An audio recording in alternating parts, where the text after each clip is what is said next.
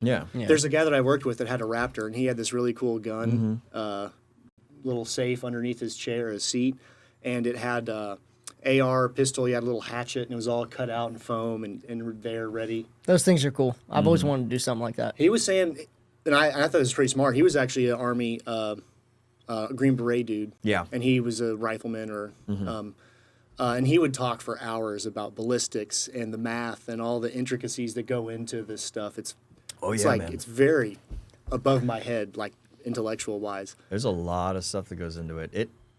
I think it was G.K. Chesterton once said that like there are no uninteresting subjects, just uninterested people. Okay. And so like if you learn a lot about something and eventually develop an interest for it, like there's so much cool shit that like even about like pouring concrete.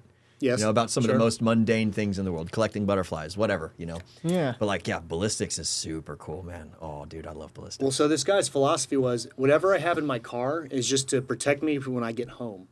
And the home is where I keep my ammunition and food. You know what I mean? And then you have a much better chance of defending yourself in a chaotic situation from your home base where you have higher ground and walls and storage,